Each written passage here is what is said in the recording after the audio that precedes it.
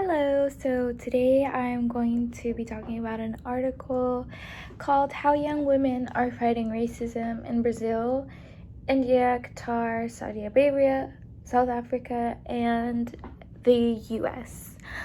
And this was actually written by an old friend of mine who I went to high school with and is now an editor at the Malala Fund and studies at Columbia University. So, shout out to her. So Carol Ann Felix, who's author, talks about how Black Lives Matter started with a Facebook post by Tomedi Patrice Cullors and Alicia Garza, who spoke out about anti-Black racism after Trayvon Martin's death here in Florida. And this post started one of the largest movements, anti-racist movements in U.S. history. In the U.S., Black Lives Matter gained momentum once again after George Floyd's death. 19-year-old activist Nupul Kialazu works to ensure that the Black Lives Matter includes Black girls' lives as well, as we have seen a focus on Black male lives, Black male cis lives, and often the female lives and the LGBTQ community have been ignored or disregarded. In India, Black Lives Matter sparked conversations about colorism in the country. Brazil was the last country to abolish slavery, and they actually have the majority of their population being Black.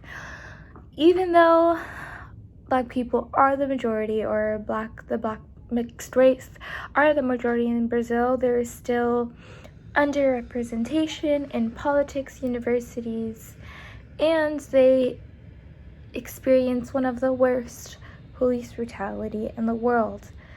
And the conversation and protests have also sparked in Brazil after George Floyd's death. In South Africa, the hashtag Justice for All Women has been trending after the murder of a 28-year-old Black woman, raised awareness of Black female racism and death in South Africa.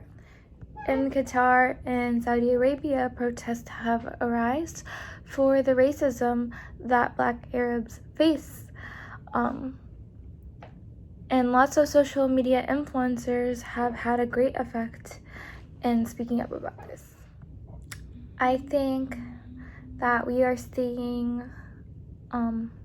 an uprising and a connection throughout the international community, basically saying enough is enough, and it's not only protests that have sparked in the United States alone, but it's been brought to the attention all over the world, and I think that a lot more can be said and done by international organizations.